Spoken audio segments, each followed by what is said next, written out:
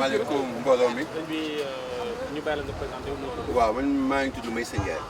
nekk président chauffeur Auchan. chauffeur taxi Auchan. te lu waral bon dañu xëy un bon matin. ñëw moo nekk foofu sax ce matin. donc dañu ma woo téléphone ne ma waa maire dañu fi ñëw. mais automatiquement dañu fa jóge. donc ñun fi la ñu daane suñu doole. ça fait laps de temps ñu ngi fi di liggéey. ça fait plus de 4 ans ñu fi nekk di liggéey. kenn ku ne fi ngay xëy di fi sa bopp. donc bu ñu xëyee ñoom bi ñu ñëwee jël si ñu ce matin. ñu maire leen di ngeen war a jóg fii. ñun si quel motif. mais non loolu la leen wax. ñëpp ñu fay jógee. comme maay président ma bañ coow ma ne booy déplacé na oto yi di dem. donc dem naa maire yi bëggoon gis maire bi jotuma ko gis. defuñu fi mu dur jotuñu ko jot. donc y a un de mes collègues mu woo ma ne ma ñëwal nga retourné. donc bi ñu ñëwee depuis ce matin ñu ngi ñun fi la ñu xam fii la suñu terrain nga ne ñu ko bëggee jël fan ñu yóbbu.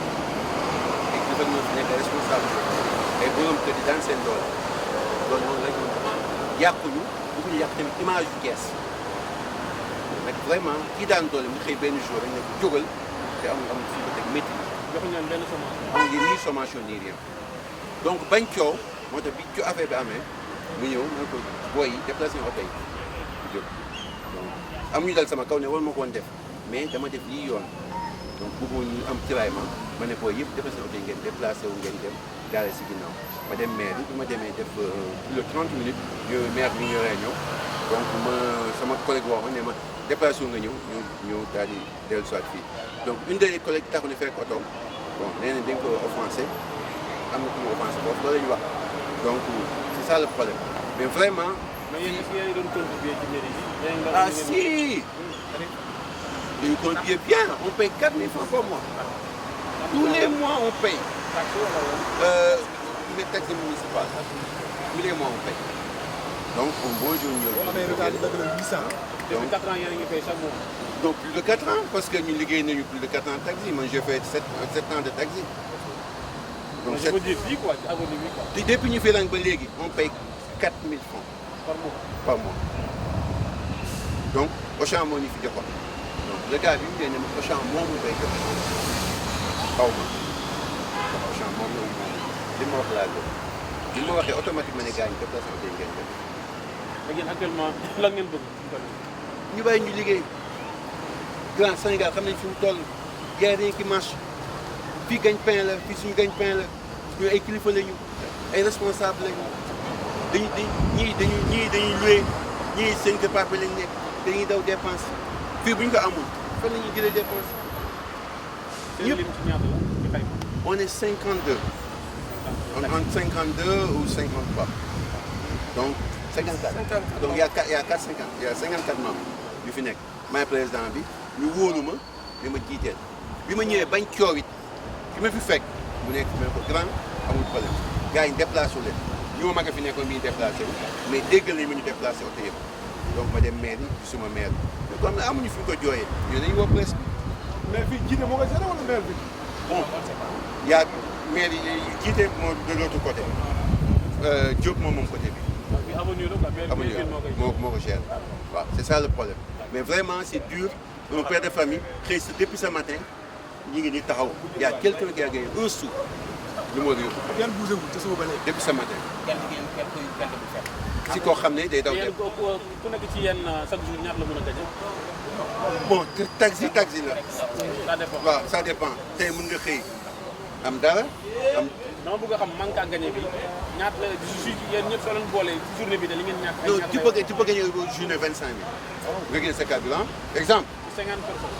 waaw non exemple mun nga gagner ah mun nga xëy suba liggéey bi toog nga am 25 000 mun nga xëy suba liggéey bi toog nga am 15 000 bon c'est donnant liggéey xam ne liggéey Sénégal yu fi nekk surtout ñi dëkk bi toll fii crise bi dëkk bi nekk nga jóge ba Tabaski nga xëy suba yàlla xam ne sama oto mi ngi garage dama paat bi ma kii di woo maa ngi si kaw sama kaw tëdd di nelaw bi mooy automatiquement ma jóg avant-hier j'ai une moteur de 350 000 nga xëy suba amoo dépense. wallaay sax danañ leen yëngu feneen. non. Bonjour chers collègues, chers camarades. Tout d'abord je me présente, je me nomme Oumar Mbaw, conducteur de taxi ici au Auchan.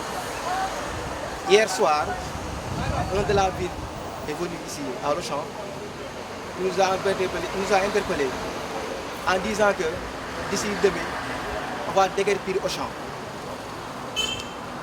Vu ces mots et ces propos, le gars n'a pas de respect. Il n'a pas de respect. Un genre de la mairie qui débarque à Auchan. Nous sommes des gens, nous sommes des conducteurs de taxi, nous sommes des chauffeurs. La moindre des choses qui nous respectent. C'est la première des choses. Deuxième lieu, il est venu, il ne nous a même pas donné un papier, ni une notification. Nous, les chauffeurs de conducteurs de taxi, ici au Auchan, ça fait des années, nous sommes ici. Nous travaillons ici, nous gagnons notre vie ici. Nous tous, nous sommes des pères de famille. Tous des pères de famille. Tous des pères de famille. Ce matin, mon collègue m'a appelé Bloom. Il m'a dit, tu viens à Auchan. Mais quel est le problème? La mairie de la ville est venue ici pour nous déguerpir en disant que nous n'avons pas le droit de stationner. Un taxi urbain qui a son licence, permis de conduire, le livret, le droit de stationnement à la mairie. Si tu ne payes pas le droit de stationnement à la mairie, ils t'ont mis en garde. C'est tout à fait normal. Le droit de stationnement, c'est 4 000 francs. Chaque fin du mois, tu payes 4 000. Chaque fin du mois, tu payes 4 000 francs. Le délai est du 10, mais ils ont augmenté le délai jusqu'au 15. Mais à partir du 16, tu payes 4 800. Nous sommes des chauffeurs. Mais est-ce qu'ils sont présentés avec une sommation? Non, nous ne sommes pas présentés avec une sommation. Nous n'avons pas vu de papier. Même notre conducteur de taxi, Ben Diaga, il a dit que la dame n'était pas au courant. La dame d'Auchan n'était pas au courant. Donc c'est tout à fait normal. Et qui vous a permis de vous installer ici? Qui vous a permis de vous installer? C'est Auchan ou pas? Oui, c'est Auchan parce que si Auchan nous a permis pas de...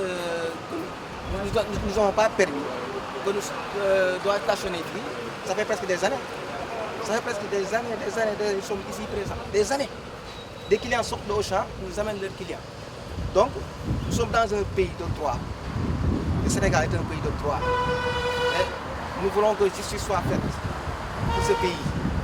Parce que le gouvernement, là, si tu dois déguerpir quelque chose, tu dois nous prévenir à temps. En 3 mois, en 2 mois, soit si le parking est pour la mairie de Djité, ou si le parking est pour la mairie de Thiès-Ville, nous devons le savoir. Parce que nous sommes des citoyens. Nous sommes des citoyens, nous devons savoir. Et nous avons le droit de savoir. Parce que ce parking-là, c'est un parking. Parce que vous avez vu le parking là, c'est l'Auchan qui l'a tracé. Donc ça veut dire que c'est pour les véhicules. Pas autre chose. Le passage piéton est là. C'est tout à fait normal. Donc, nous sommes des chauffeurs de taxi. Nous travaillons dignement notre argent. Nous travaillons, nous ne volons pas. Nous sommes là, ça fait des années. Nous avons un groupe WhatsApp. Donc, je veux que justice soit faite pour tout le groupe.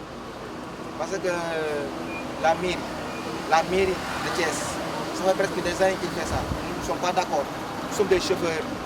Si c'est pour la mairie, si la mairie dit que nous avons payé, on va payer le parking, il n'y a pas de souci. Mais si c'est pour Djité, nous devons savoir des éclaircissements pour le parti. Donc nous sommes un état de droit. Comme le président de la République dit, Djubanti, ils font partie du pouvoir. Ils sont de Pastef, ils font partie du pouvoir. Donc c'est le droit de travailler. C'est le droit de travailler. Mais si tu es venu dans un parking, mais tu dois dire quelque chose. Est-ce que c'est la première fois qu'on vous demande de partir? Non, c'est la première fois. Ça fait des années que nous sommes ici. C'est la première fois que la mairie ville est venue en disant que vous n'avez pas le droit de stationner. C'est la première fois. Ça fait des années que nous sommes ici présents. Depuis l'Auchan est arrivé, les chevaux de taxi sont ici. Mais c'est la première fois que la mairie ville est venue en disant que vous n'avez pas le droit de stationner. Mais si nous n'avons pas le droit de stationner, mais le dirigeant de la mairie doit venir ici en disant nous avons un responsable. Nous avons un responsable. C'est Moïse, Hassan, Djibi et tous les secrets du groupe. Mais il doit venir discuter, trouver un terrain d'entente. Ouais, monsieur se dit cela, la mairie nous a dit cela, la mairie nous a dit vous n'avez pas le droit de stationner parce que voici les papiers, voici tous les papiers. Nous sommes d'accord. Mais tu es venu un bonjour, le gars il est venu hier. Il est venu en disant que c'est du n'importe quoi. Je n'ai pas les mots, mais en plus, c'est pas grave. Quoi. Parce que nous sommes au Sénégal, nous sommes un pays islamique, nous sommes un Sénégal de droit. Donc, je veux que justice soit faite pour tout le pays, pour tout le Sénégal. Je vous remercie. Merci. Merci.